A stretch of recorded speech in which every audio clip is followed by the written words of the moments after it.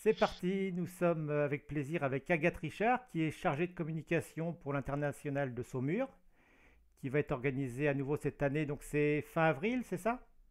Oui, c'est du 24 au 28 avril. Donc on garde les mêmes dates, mais on change un petit peu de programme sportif. Est-ce que tu peux nous raconter?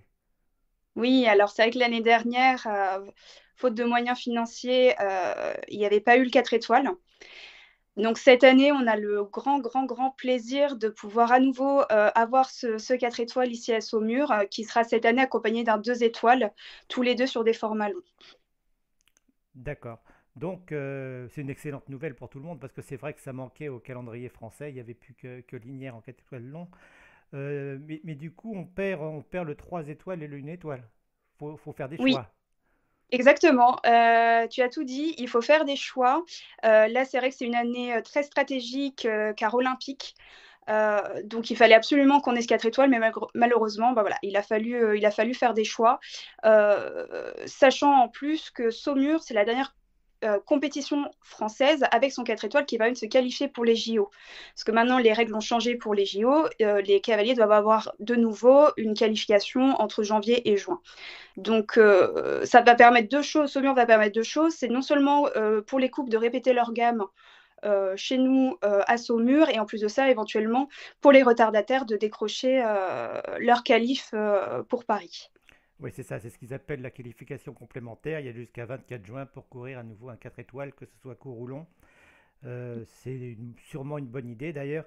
Donc vous attendez une participation assez importante. Est-ce que vous avez un peu de projection là-dessus? En termes de cavaliers, Oui. non, c'est très difficile de se projeter. Alors, on est assez confiant malgré tout, hein, attention. On est assez confiant, mais c'est très difficile. Les 4 étoiles, c'est très, très difficile de se projeter. On reste confiant. On espère avoir une quarantaine de couples au minimum sur le départ. Ce serait vraiment fantastique. On serait vraiment très heureux d'avoir 40 couples. Ce serait vraiment génial. Mais il y a énormément de paramètres qu'on ne peut pas Oui, gérer nous. bien sûr. Donc ça dépendra voilà, d'énormément de facteurs. En tout cas, voilà, si on a 40 partants sur le 4 étoiles, ce serait vraiment génial. Oui, c'est déjà un bon chiffre aujourd'hui pour un 4 étoiles long. On est loin des vieux CCI de Saumur à 100 partants.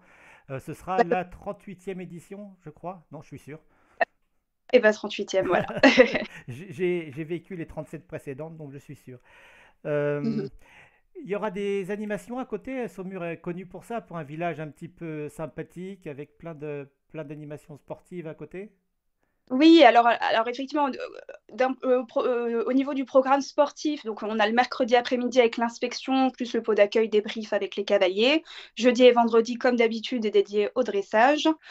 Étant donné que ce sont deux formats longs, nous avons le samedi de cross. C'est vraiment là, s'il y a un jour où il faut venir parce que vous aimez le cross, ben c'est le samedi. Et le dimanche, la finale avec le jumping. En termes d'animation, étant donné que le samedi est dédié au cross, il n'y aura pas d'animation sur la carrière. Et dans le but de faire vivre le village qui est toujours effectivement très chaleureux, on organise une animation avec le comité départemental olympique sportif de Maine-et-Loire, le CDOS, une animation qui s'appelle Terre de jeu, qui va permettre en fait au public de s'essayer à 5 sports olympiques et paralympiques Ah, de sympa. 11 heures à 1 heure. Voilà, c'est vraiment l'idée, c'est au maximum de faire ce clin d'œil aux Jeux olympiques et de faire vivre le sport au maximum de monde. Euh, on a également le samedi soir un concert vers 20h30 à peu près. On aura un concert le samedi soir, toujours dans l'esprit de faire vivre ce village au maximum, le plus longtemps possible, et de créer toujours plus de moments conviviaux ici à Saumur. Et puis après, comme chaque année, il y aura des initiations à poney, voilà, pour accueillir les grands cavaliers de demain, je l'espère. D'accord. L'entrée est gratuite. L'entrée est toujours gratuite, ça c'est vrai que une volonté de notre part, ainsi que de la ville et l'agglomération de Saumur, euh, qui reste finalement dans cette veine de vouloir rendre ce sport accessible à tout le monde, un sport qui est assez méconnu du grand public. Et donc c'est vrai que ça permet aussi, Véry étant un terrain très chaleureux, ça permet aussi d'accueillir éventuellement même des personnes non équitantes, des familles qui souhaitent voilà, bah, profiter d'une belle journée ensoleillée, on l'espère, à Véry. D'accord. Ok, bon, bah, on a hâte d'y être. Vous avez une nouvelle affiche qui est assez jolie. Il y avait en ligne un petit quiz si on arrivait à reconnaître les cavaliers. Est-ce qu'il y en a qui ont trouvé? Ah, il y a encore, on va révéler bientôt, mais effectivement, il y en a qui trouvé. Mais effectivement, le cavalier de droite, il y a des débats, mais Oh, on va vous en celui de droite, reparler. c'est quand même le plus connu.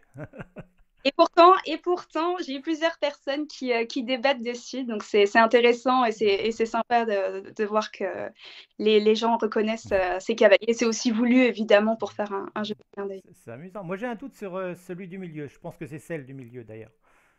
Oui, c'est celle, effectivement. Ok. Non, Bon, on va suivre ça. Merci beaucoup en tout cas, Agathe. Et puis, bah, on se retrouve fin avril à Saumur. merci, Guillaume, à bientôt. Bonne chance.